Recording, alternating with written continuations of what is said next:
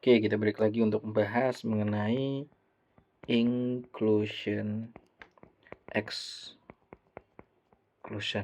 Nah, seperti yang sudah saya jelaskan bahwa inclusion itu kan masuk, keluar. Contoh, misalkan kita punya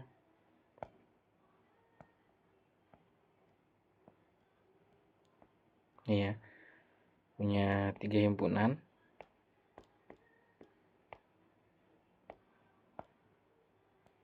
Himpunan A misalkan, himpunan B, himpunan C. Nah, kita tahu bahwa ini adalah semestanya.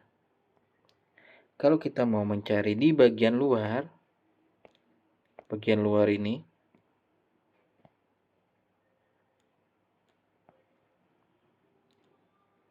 nah itu kan caranya dengan mencari negasinya. Negasi dari atau komplement dari himpunan si A, himpunan B, dan himpunan C.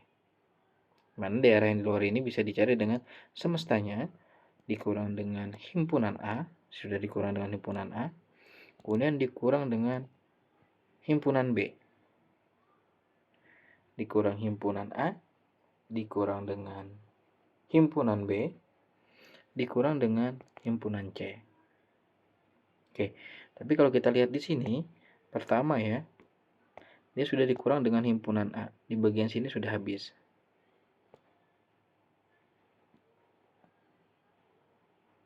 Ya kan? Bagian sini sudah habis. Kemudian dikurang himpunan B. Habis lagi di sini jadi negatif.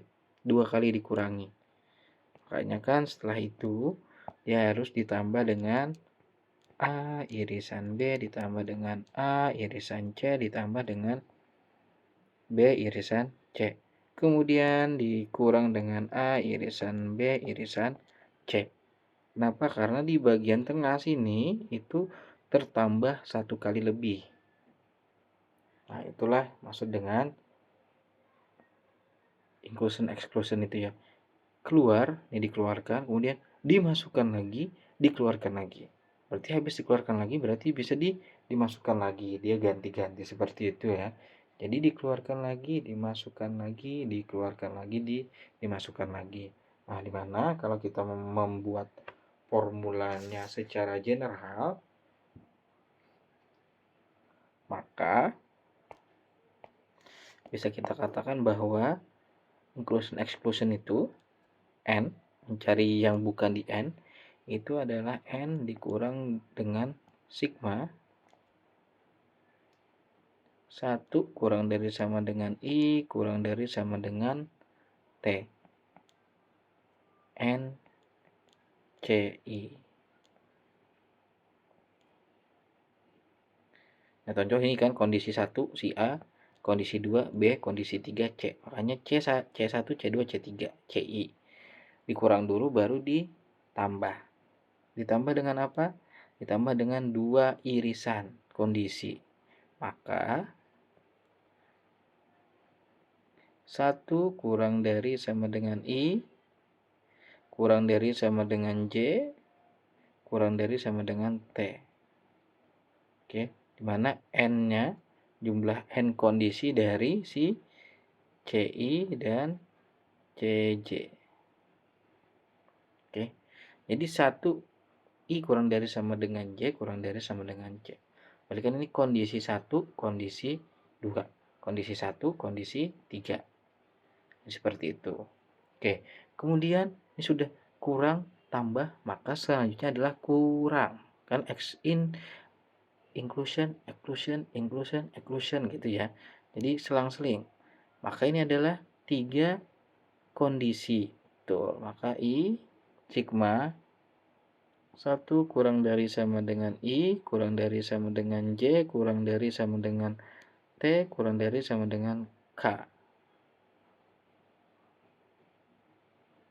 Itu ya. Mana sini adalah N, C, I, CJ, CT gitu ya, ditambah dan seterusnya kurang bulik. Jadi pertama kurang tambah gitu ya. Jadi adalah prinsip umumnya dari inclusion exclusion. Dan seterusnya ya, ini kita tidak tahu berapa kondisi kan. Berarti nanti ditambah dengan 4 kondisi. Terus dikurang lagi dengan 5 kondisi dan seterusnya. Oke, sekarang kita masuk ke problem deh, biar lebih mengerti ya. Gimana cara menggunakannya. Contoh di sini ada soal.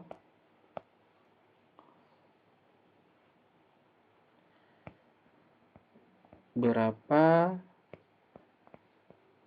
banyak solusi yang ada dari X1 ditambah X2 ditambah X3 sama dengan 17, di mana XI-nya kurang dari sama dengan 7. Untuk nilai I-nya itu lebih dari sama dengan 1 kurang dari sama dengan 3. Oke. Jadi lebih dari sama dengan 1 kurang dari sama dengan 3. Oke. Nah, di sini kita tahu bahwa nilai I-nya kan antara 1 sampai 3. Artinya, ini bisa saja misalkan X1-nya bisa nilainya kurang dari sama dengan 7. X2-nya kurang dari sama dengan 6 misalkan ya. X3-nya kurang dari sama dengan 5. Nah, di sini kita lihat berapa angkanya yang menghasilkan 17. X1-nya berapa, X2-nya berapa, X3-nya berapa. Nah, makanya sini ada berapa banyak solusi. Jadi berapa banyak kombinasi yang bisa kita masukkan di mana X1, X2, X3-nya nilainya itu kurang dari sama dengan 7. Oke, itu ya. Jadi kurang dari sama dengan 7. Oke. Sekarang kalau kita menggunakan prinsip inclusion exclusion, yang kita rumusnya tadi kan bukan kan ya. Jumlahnya itu adalah n komplement kan ya. Itu bukan dari nilai semestanya. Nah, ini kita bisa gunakan hal tersebut. Di mana kalau XI-nya itu kurang dari sama dengan 8, maka kita bisa membuat kondisi kebalikannya. Pertama kita bikin dulu CI itu adalah XI-nya lebih dari sama dengan 8. Nah, maka karena hal ini artinya CI-nya bukan kondisi I-nya itu adalah XI-nya mungkin lebih dari sama dengan 8 ya. Artinya kan itu sama saja dengan XI-nya kurang dari 8. Dimana itu juga merepresentasikan bahwa CI itu adalah bukan CI itu adalah XI kurang dari sama dengan 7. Karena kurang dari 8 kan, artinya kurang dari sama dengan 7. Oke. Nah, di sini ada 3. X1, X2, X3. Artinya ada 3 kondisi. Oke. Jadi ada 3 kondisi. Jadi kita mencarinya itu adalah dengan N C1 bukan di C1, bukan kondisi C2, bukan kondisi C3. Di mana C1, C2, C3 itu adalah lebih dari sama dengan 8. Nah, maka kalau lebih dari sama dengan 8, artinya yang kita peroleh nanti adalah nilai yang kurang dari sama dengan 7. Makanya dibalik cara berpikir. Itu adalah kalau menggunakan prinsip inclusion exclusion tadi, N kurang dikurang dengan N C1, kondisi C1 ditambah dengan kondisi C2 ditambah dengan kondisi C3. Oke. Nah, terus ditambah, jangan lupa kan habis dikurang dia ditambah dengan kondisi dari irisannya kan. C1 C2 ditambah N C1 C3 ditambah dengan N C2 C3 tutup kurung.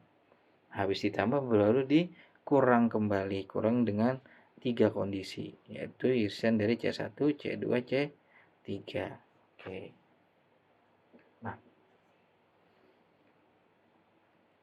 sekarang kita cari masing-masing nilai N-nya ya. Ini N-nya dulu, berapa N-nya? Oke, N-nya dulu ada berapa? Itu yang harus kita pikirkan. Oke. Nah, untuk mencarinya itu adalah kita mencari kombinasinya. Kombinasi berapa dari berapa? Di sini ada X1 tambah X2 tambah X3 itu menghasilkan 17. Artinya nanti berapa angka kita hasilkan, kita ambil 17 kan? Artinya dia diambil 17. Nah, berapa dapatnya? Itu bisa kita temukan dari di sini ada 1, ada 2, ada 3. Ditambah dengan 17. Artinya ada 3 kemungkinan ditambah dengan 17 dikurang dengan 1. Artinya ada 19. Oke. Jadi dari 19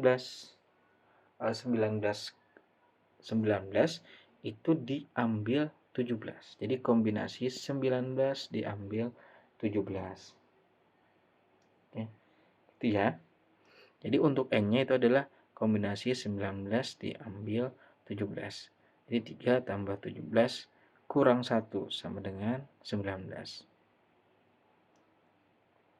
Oke. Nah, itu kita dapat udah semestanya. Oke, selanjutnya kita cari kondisi 1, kondisi 2, kondisi 3. Kondisi 1, kondisi 2, kondisi 3. Kita mulai dulu di kondisi 1. Ini berapa kombinasinya? Nah, tadi kan kita tahu bahwa X1 tambah X2 tambah X3 itu sama dengan 17. Nah, tadi kan sudah disebutkan bahwa kondisinya itu adalah lebih dari sama dengan 8. Artinya kita misalkan dengan X1 lebih dari sama dengan 8. Artinya X1 kita beri tanda aksen itu tambah X2 tambah X3 sama dengan 17 dikurang 8. Kenapa? Karena kita sudah memasukkan nilai X1-nya itu adalah lebih dari sama dengan 8. Artinya berapapun nilai X1 aksen itu kan pokoknya itu pasti nilai 17-nya dikurang 8 dulu.